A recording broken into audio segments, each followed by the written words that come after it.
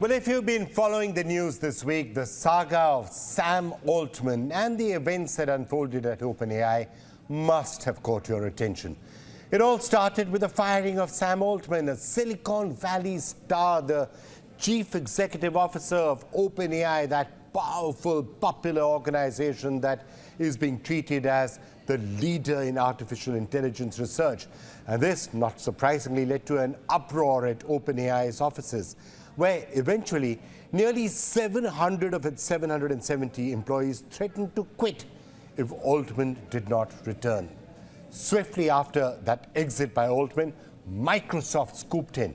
And then, in a surprising turn of events, Altman was rehired as the CEO of OpenAI, marking a dramatic turn of events within a span of a single week. Now, I can tell you from now, you're probably going to be able to catch up with the details of all of that on a Netflix series or a movie sometime fairly soon. But we're going to be looking at some of the implications. Because the question on everyone's mind is, what lies ahead for the future of OpenAI and also for the future of ethical AI? Why was Sam Altman sacked in the first place? What happens next at OpenAI? Now, for starters, OpenAI has said in a statement that it has an agreement in principle for Altman to return alongside a new board. The main job of this small initial board is to vet and appoint an expanded board that will have 9 people. They will reset the governance of OpenAI. Meanwhile, Microsoft, which obviously is a key player in all of this and which is committed to investing billions of dollars in the company, now wants to have a seat on that expanded board.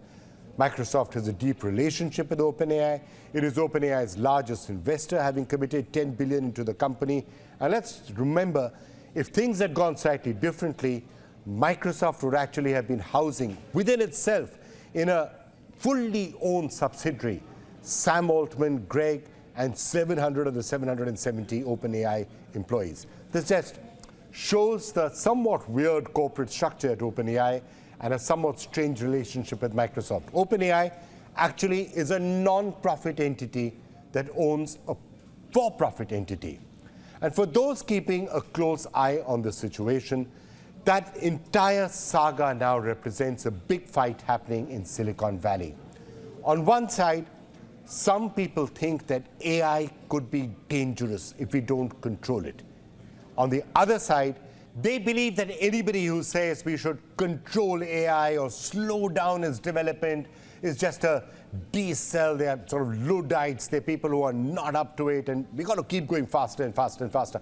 Microsoft, by the way, seems to be somewhere in the middle, trying to balance all of these competing interests and these competing philosophies.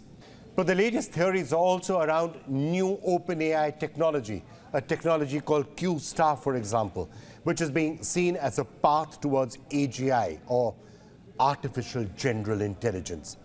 Now, that's the most interesting theory, because it revives the debate over what is safe and what is unsafe artificial intelligence.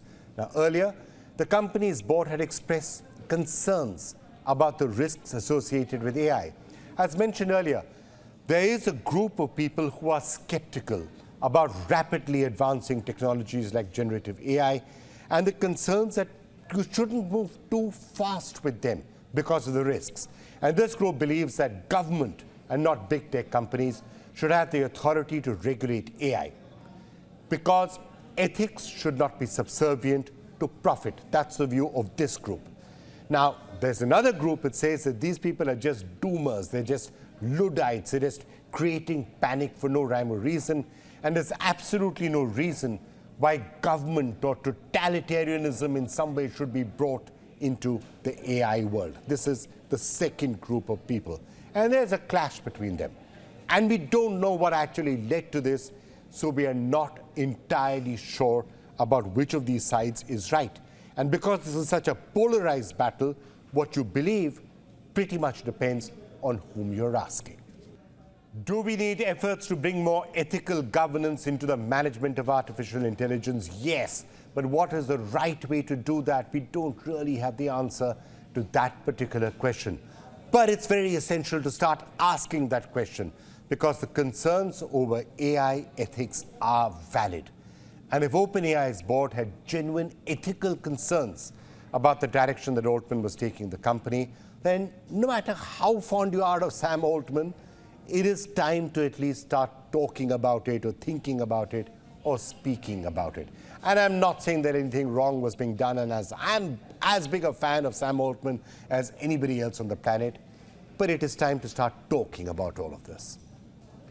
Well, let me now talk to somebody who's been tracking this almost obsessively for the last few weeks. Nathan Lands, AI and ChatGPT expert and analyst. Nathan, always good to talk to you to try and figure out what's happening in the world of AI. But before I figure out what's happening in the world of AI, what's happening in the world of OpenAI? What was behind this drama? What was it all about? Sam Altman is now tweeting that he's sitting and having a nice Thanksgiving day with Adam D'Angelo. So clearly it's not a feud between them. What was it all about? Yeah, from what I've heard, I mean, it's kind of crazy how this all started. Like 2 days before all of this happened with Sam Altman being fired, I started hearing rumors from friends in San Francisco that OpenAI was like the employees inside OpenAI were very optimistic about their progress with GPT-5 and other technologies they're working on. And so I thought it was kind of interesting that as soon as I heard those rumors start spreading in San Francisco, this happened like probably 2 days later.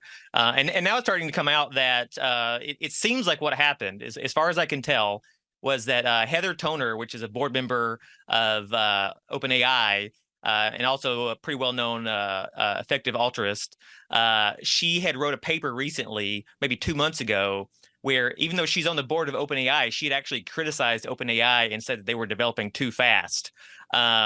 And so my understanding is that Sam Altman didn't take that very well, which is, I think, a lot of CEOs wouldn't, and that he had confronted her about it and that the conversation didn't go that great.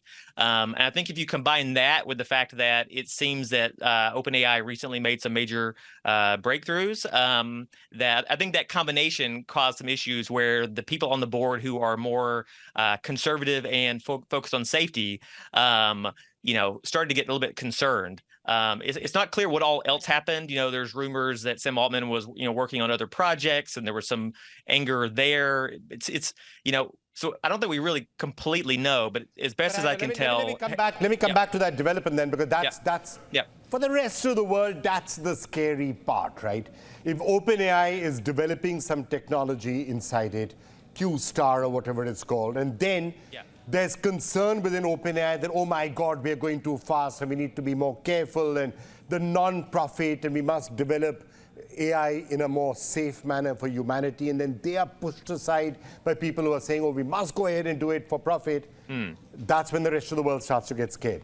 Is that how it's actually gone down, or is this an exaggeration? Yeah, I think that's probably like a slight simplification. Like on Twitter, a lot of people were saying this is like kind of a battle between doomers and EAC, which is like effective accelerationism, which I kind of consider myself part of.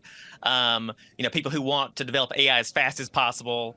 I don't think it's that simple, because my understanding is Sam Altman and a lot of the other team, I would say they're kind of in the middle.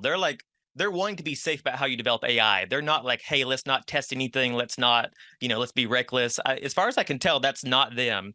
So I think it's more of a battle between like people kind of in the middle who are like, hey, we want to develop AI, but let's be safe about it, versus people who are like, anything you build, if it starts acting like kind of like AGI, that's scary, and we want to kill that. But Nathan, whatever we are seeing about Q-Star, which is what a lot of the buzz has been about, it's not exactly AGI. It's maybe a step in that direction, but essentially, it's a new technique which seems to be working well. Maybe a path towards AGI, but it's not that you actually got a sentient machine in the basement somewhere. Yeah, definitely. It's definitely. I mean, as far as I can tell, there's no one who thinks, oh, this is AGI, but they do believe, or at least this is what I've heard, that that it is better at logic. And so, the last time I was on here, I talked about agents, and that was a big thing that everybody was excited about.